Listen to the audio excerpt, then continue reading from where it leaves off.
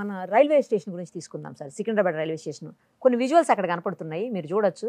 ఆధునీకరణకు సంబంధించినవి. ఇది వందే భారత్ ఎక్స్ప్రెస్ అప్పుడు మీరు విజిట్ చేసింది. తర్వాత మీరు చేసిన అభివృద్ధి కార్యక్రమాలు ఎంతవరకు వచ్చింది? హైదరాబాద్ సిటీ కానీ తెలంగాణ కానీ రైల్వేల నెట్వర్క్ తక్కువగా ఉండేది. ఉమ్మడి ఆంధ్రప్రదేశ్ ఉన్నప్పుడు ఎక్కువ భాగము ఆంధ్రప్రదేశ్లో అభివృద్ధి జరిగింది తప్ప తెలంగాణలో చాలా మంది ప్రజలకు రైలు ఎక్కే అలవాటు కూడా లేని కారణంగా ఒక వరంగల్, కొద్దిపాటి నిజామాబాద్, కొద్దిపాటి మహబూబ్ నగర్, అట్లా దారిలో ఖమ్మం తప్ప మళ్ళీ ఢిల్లీ వెళ్తున్నటువంటి రూట్. కాబట్టి రైల్వే చాలా నిర్లక్ష్యం జరిగింది తెలంగాణలో. తెలంగాణ విభజన జరిగిన తర్వాత అదృష్టవశాత్తు నరేంద్ర మోడీ గారు రావడంతో ఈరోజు ఒక 50-55 వేల కోట్ల రూపాయలు రైల్వేల అభివృద్ధి కోసం ఖర్చు పెట్టాము. అనేక కొత్త నూతన రైళ్లను ప్రవేశపెట్టాము.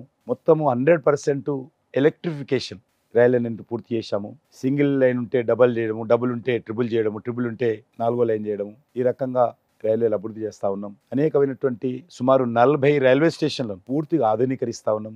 అదే కాకుండా అన్ని రైల్వే స్టేషన్లో ఫ్రీ హై స్పీడ్ వైఫై పెట్టడం జరిగింది. అదేవిధంగా ఎనీ రైల్వే స్టేషన్, ఈరోజు మా రైల్వే స్టేషన్లో చాలామంది నిరుద్యోగ యువకులు వచ్చి ఆ వైఫై చూసుకుంటూ చదువుకున్నటువంటి వాళ్ళు కూడా ఉన్నారు. మా దగ్గర టీవీలు వింటున్నటువంటి వాళ్ళు ఉన్నారు, ఈ యొక్క ఆన్లైన్ క్లాసెస్. అంతేకాకుండా ఈరోజు మీరు చూపించినటువంటి ఈ యొక్క వందే భారత్ ట్రైన్, దేశంలో 40 ట్రైన్లు ఉంటే 4 ట్రైన్లు తెలంగాణ తీసుకొచ్చాం. మన దగ్గర 2 ట్రైన్లు విశాఖపట్నం వెళ్తాయి డైలీ. ఒక ట్రైన్ వెంకటేశ్వర స్వామి దగ్గర దర్శనం కోసం వెళ్ళి తిరుపతికి వెళ్తుంది. ఒక ట్రైను ఈ యొక్క బెంగళూరుకి వెళ్తుంది. 4 ట్రైన్లు ప్రవేశపెట్టడం జరిగింది. ఉదాహరణకు మా సికింద్రాబాద్ కాన్స్టిట్యున్సీ తీసుకున్నట్లయితే ఇప్పటికి 3 పెద్ద రైల్వే టెర్మినల్స్ ఉన్నాయి. ఒకటి సికింద్రాబాదు, 2 నాంపల్లి, 3 కాచిగూడ. ఈ 3 రైల్వే టెర్మినల్స్ కూడా పాత ఎప్పుడో బ్రిటిష్ వాళ్ళ టైంలో, నిజాం టైంలో కట్టినటువంటి వాటిని కూడా పూర్తిగా పునరుద్ధరిస్తున్నాం. సికింద్రాబాద్ రైల్వే స్టేషన్ సంబంధించినటువంటి 720 కోట్ల రూపాయలతోటి ఒక మన శంషాబాద్ ఎయిర్పోర్ట్ ఏ రకంగా ఉంటుందో ఆ రకంగా రాబోతుంది. అద్భుతంగా దాని వీడియోస్ ఉన్నాయి. ఇప్పటికే దాని ప్రధానమంత్రి గారు స్వయంగా పిలిచి భూమి పూజ చేయించాను. దానికి స్వయంగా పనులు ఒక 20-25% పూర్తి అయిపోయినాయి. నిన్ననే నేను సోషల్ మీడియాలో ఆ బిల్డింగ్లు పోస్ట్ చేయడం జరిగింది. అదేవిధంగా 350 కోట్ల రూపాయలతోటి నాంపల్లి రైల్వే స్టేషన్ కూడా ఆధునీకరిస్తున్నాం. వర్చుగా ప్రధానమంత్రి గారి యొక్క చేతుల మీదుగానే దాన్ని కూడా భూమి పూజ చేయించాను. కాచిగూడ రైల్వే స్టేషన్ 450 కోట్లతోటి దాన్ని కూడా పూర్తిగా పునరుద్ధరిస్తున్నాం. ఇది కాకుండా మరొక టెర్మినల్, ఇవి 3 కూడా సిటీలు ఉన్నాయి. ట్రాఫిక్ ఇబ్బంది ఉంటుంది. ఇక్కడికి వచ్చి ప్యాసింజర్స్ దిగి మళ్ళీ వాళ్ళ ప్రాంతాలకు వెళ్ళాలంటే ఇబ్బంది అవుతుంది. సిటీ అవుట్స్కట్స్లో ఉన్నటువంటి చెర్లపల్లిలో న్యూ టెర్మినల్ కడుతున్నాను. ఆల్మోస్ట్ 98% పూర్తయిపోయింది. ఇంకా కొద్దిగా రాష్ట్ర ప్రభుత్వం దారి కోసం నేను చాలా ప్రయత్నం చేస్తా ఉన్నాను. ఆ దారి ఇచ్చినట్లయితే జూలైలో కానీ ఆగస్టులో కానీ ఆ యొక్క న్యూ రైల్వే టెర్మినల్, అంటే సికింద్రాబాదు, నాంపల్లి, కాచిగూడ ఏ రకంగా ఉందో అదే స్థాయిలో పెద్ద కొత్త రైల్వే టెర్మినల్ స్టేషను చెర్లపల్లి వస్తుంది.